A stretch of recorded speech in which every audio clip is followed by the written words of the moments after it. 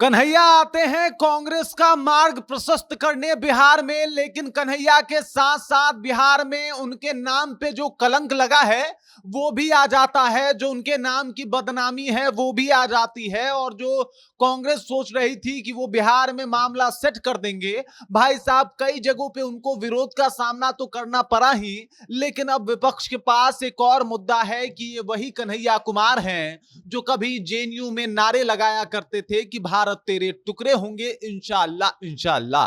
पूरी जानकारी के ऊपर आएंगे, सब कुछ आपको विस्तार पूर्वक बताएंगे, लेकिन उससे पहले मेरा परिचय जान लीजिए। मेरा नाम है रजत और आप जनता जंक्शन देख रहे हैं। कन्हैया कुमार बिहार आते हैं, बिहार में एक बहुत शानदार माहौल बनाते हैं और कांग्रेस के युवा जो है उनके साथ जुड़ना प्रारंभ भी कर देते हैं। उनका प्रयास भी यही होता है कि किसी भी तरीके से युवाओं को अपने साथ जोड़ा जा सके, लेकिन चीजें उतनी बेहतर हो नहीं पाती जितना वो सोचते हैं।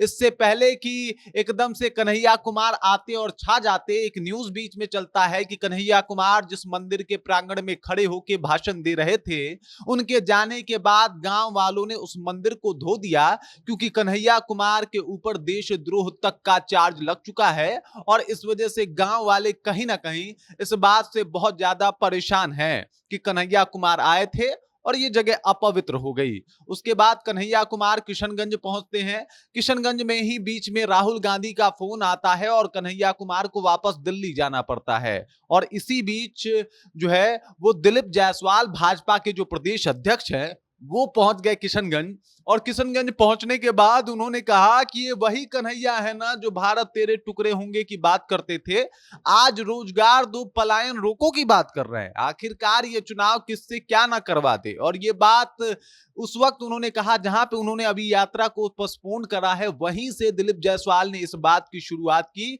मतलब किशनगंज से ही वो डायरेक्ट दिल्ली चले गए थे। उस मौके को भुनाने के लिए दिलीप जायसवाल किशनगंज पहुंचे और किशनगंज पहुंचने के बाद उन्होंने कन्हैया के ऊपर हमला बोल दिया। कहा कि ये कन्हैया कुमार वही हैं जो भारत तोड़ने की बात करते थे और भारत तोड़ने वाली विचारधाराओं के साथ रहा करते थे, लेकिन अब ये कन्हैया कुमार आजकल पॉलिटिक्स ज्वाइन करके जो है वो अब बिहार में विकास और पलायन रोकने की बात कर रहे हैं, युवाओं को रोजगार देने की बात कर रहे हैं। इसमें कोई शक नहीं है कि कन्हैया कुमार की एंट्री से बिहार में कांग्रेस मजबूती की तरफ बढ़ रही थी, लेकिन कन्हैया कुमार के एंट्री से एक बदनामी, एक जो कांग्रेस को घेरा जा सकता है जिस मुद्दे के ऊपर, वो मुद्दा भी शुरू हो चुका है। कि कन्हैया कुमार ने भारत विरोधी नारा लगाया था जेएनयू में जब वो छात्र संघ के नेता थे और उनके ऊपर कई सारे आरोप भी लगे हुए थे। उस दौरान उनके ऊपर देशद्रोह का मुकदमा भी चला था।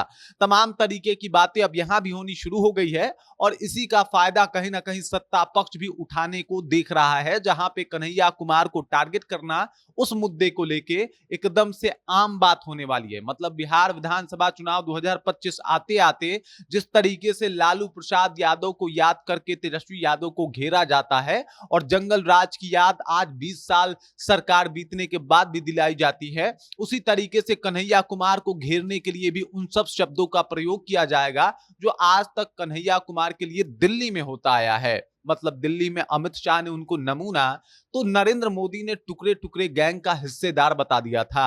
और अब यहां पे भी वही रणनीति के साथ जो है कहीं ना कहीं भाजपा वाले कन्हैया कुमार के ऊपर टूट पड़े हैं, जहां पे बीजेपी के प्रदेश अध्यक्ष दिलीप जायसवाल ने उनको टुकड़े टुकड़े गैंग का जो है वो साथी बताया और कहा कि ये लोग भारत तोड़ने की बात करने वाले लोग आज बिहार में रोजगार की बातें कर रहे हैं। मैंने आपसे शुरुआती जब ये न्यूज की शुरुआत करी थी तो शुरुआती दौर में ही बोला कि भाई साहब कन्हैया कुमार आए तो सिर्फ मजबूती साथ नहीं आई, बल्कि कुछ कमजोरियां भी आई, कुछ वो कलंक भी आए जो कन्हैया कुमार के साथ बहुत पहले से जुड़े हुए हैं। और उस कलंक को भुनाने में भाजपा वाले कोई कोर कसर नहीं छोड़ने वाले। बाकी इस खबर को लेके, इस जानकारी को लेके, कन्हैया कुमार के इस यात्रा को लेके और दिलीप जायसवाल जिस तरीके से तीखी टीका टिप्पणी अभी उनके ऊपर कर रहे हैं, इस बात को लेके आप क्या सोचते हैं? आपके जहन में क्या कुछ चल रहा है? कृपया कमेंट कीजिए और अपना विचार हम तक पहुंचा दीजिए। बाकी आप देख रहे हैं जनता जंक्शन और मेरा नाम रजत है।